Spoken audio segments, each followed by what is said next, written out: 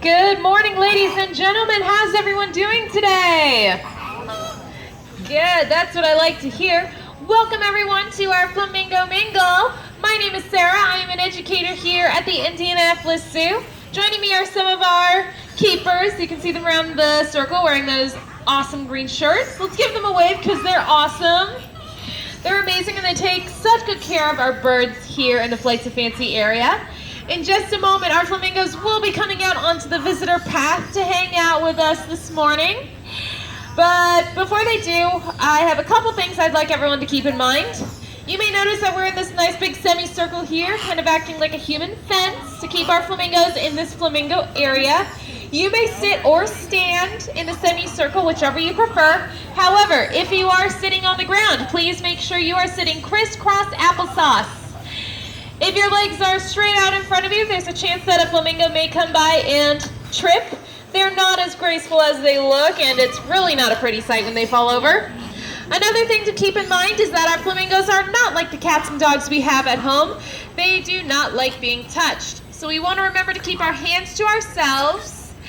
The flamingos do not have to follow that guideline though. They're very curious birds and like to explore their surroundings, so they may come up to you and use their beaks to explore your hair, your clothes, or even your shoes. And that's perfectly okay. They're allowed to do that. But during our Flamingo Mingle, what you can expect to see is them coming out onto the path here. They're also going to be enjoying some enrichments, which is some delicious krill in these bowls and buckets here. Krill is kind of like teeny tiny little shrimp, and it makes up the bulk of their diet. And so we're going to get a lot of chances to see some natural feeding behavior and social behavior. We can see them exploring, and it's all a whole lot of fun.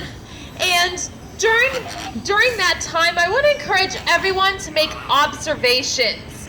When we take a little time to watch and listen and even smell animals, we can learn so much about them. And today, I bet by making observations, we can learn a lot about flamingos' different adaptations. Does that sound like fun? Are you guys ready for the birds to come out here? Yeah, all right, let's bring them on out. Let's see who wants to come out today. All right, they're already heading for the food. Already seeing some feeding behavior.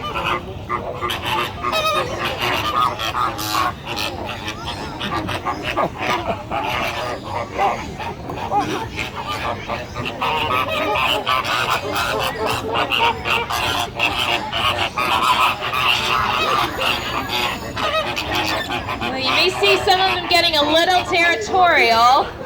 Flamingos are very social birds, and they live in large flocks that can actually be over 1,000 birds in size. And sometimes around feeding areas and nesting sites, they can get very territorial, and they will, well, for one thing, trip over bowls. See what I mean? They're not very graceful at all. But they will sometimes be like, hey, this is my feeding area, you need to go. And we see that frequently here at the zoo.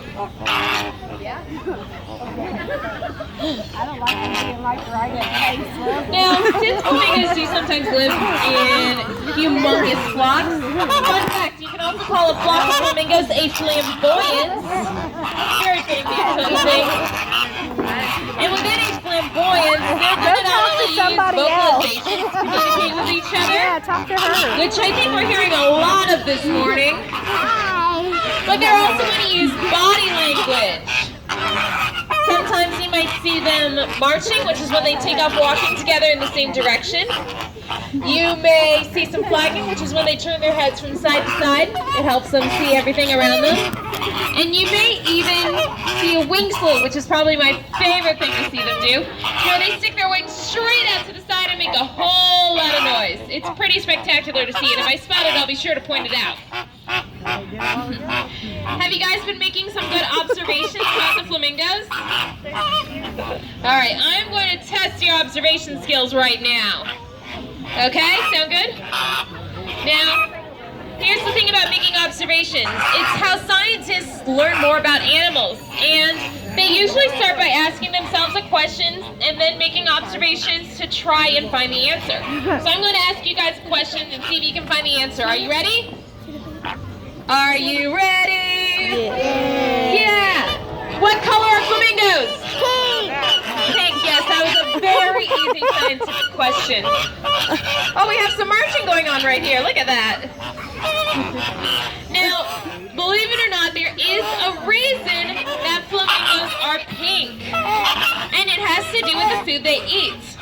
All of that krill they've been munching on is filled with beta-carotenes. And beta-carotenes can change the pigment of certain things. They're actually what make carrots orange, they're what make tomatoes red, and they're what make flamingos pink. By having that food filled with beta-carotenes, they're able to maintain that pink color.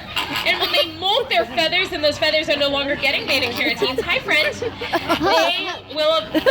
lost feathers will eventually lose their pink color. Now, I'm actually making some observations right now. I'm looking at our flamingos, and I spy with my little eye a flamingo that looks different from all the others. Can you guys spy the flamingo that looks different? Point it out when you see it. It's this one right in the very middle at that blue bucket. That is a very pale pink. Good eyes, everybody. Now, that one is the pale pink, not because it's getting less krill than the others, but because it's a different species. Did you guys know there are different species of flamingos? Yeah? Awesome. Did you know that there are 5 different species of flamingos? It's true. Oh, we have some wing salutes over here. Awesome. So there are 5 different species of flamingos found all over the world on every continent except for Antarctica and Australia. And we have 2 of those species here at the zoo.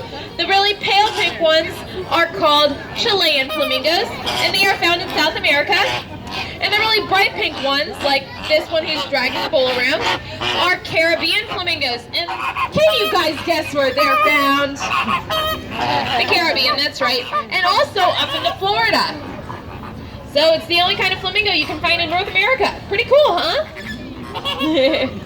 Wow, we just learned a lot about flamingos just by talking about their color. Wasn't that cool? Should we make some more observations and learn more about flamingos? I heard someone say yeah, so we're going to do that. So has anyone had a flamingo come up and touch their hair or their clothes yet? Who's had a flamingo come say hi? All right, we've had a few people. Did you get a look at their beaks? Oh, we have someone having their own personal hairstylist right now. If you're lucky, maybe he'll leave a sample of their signature perfume, Eau de Krill. Eau de Krill.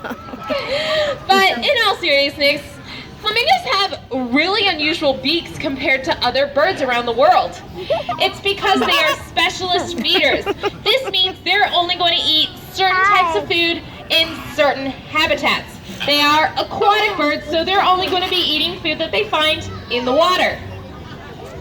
And the way their beaks work is actually very similar to a tool we use in our kitchens at home. And it's one that you probably use when you make pasta. Does anyone here like making pasta?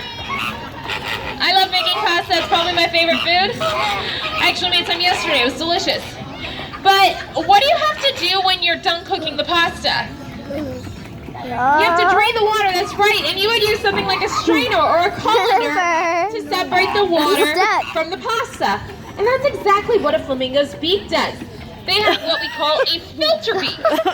And what they'll do, they will stick their heads upside down, and they'll move their beaks really fast, just like this. La la la la la la la. And that movement separates the food from the water. And they're not only going to eat krill, they're going to eat lots of insects and worms. They'll eat small fish, and they might also eat algae. Here at the zoo, they also get a pellet diet to make sure they're getting all the vitamins and nutrients they need. And of course, they not only use that beak to eat, but also to explore, as many of you have